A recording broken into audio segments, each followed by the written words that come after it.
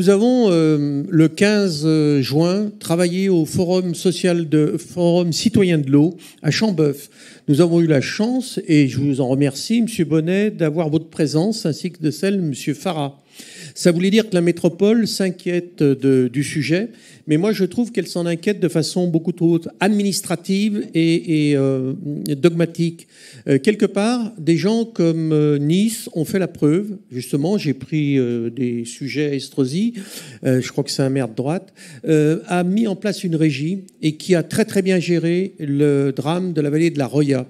Donc je balaye le fait de dire que parce qu'on a une entreprise privée, on aura des bouteilles d'eau en cas de problème et qu'elles sauront les gérer. D'autre part, les régies sont mis à travailler ensemble et proposent maintenant un réservoir de salariés et de savoir-faire exceptionnel. Et pourquoi je dis ça? Parce que tant qu'il s'agissait de distribuer de l'eau, une société privée sait le faire.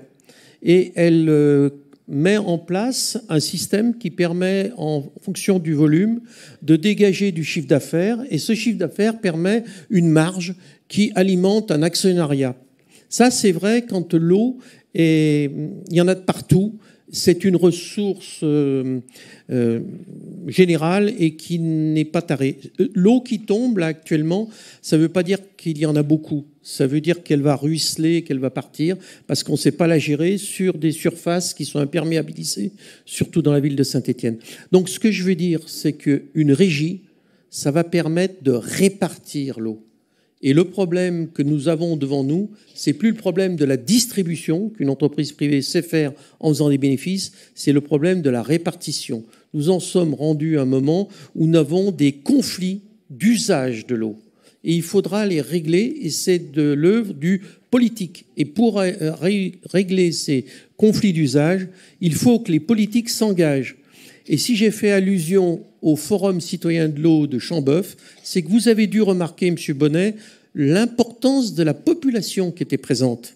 On était près de 200 à écouter, et toutes les parties prenantes se sont exprimées. 10 minutes chacun. Vous les avez eues, vos 10 minutes, hein, vous le savez. Nous avions là la vice-présidente de Métropole de Lyon, Anne Gros-Perrin, qui est intervenue avant vous.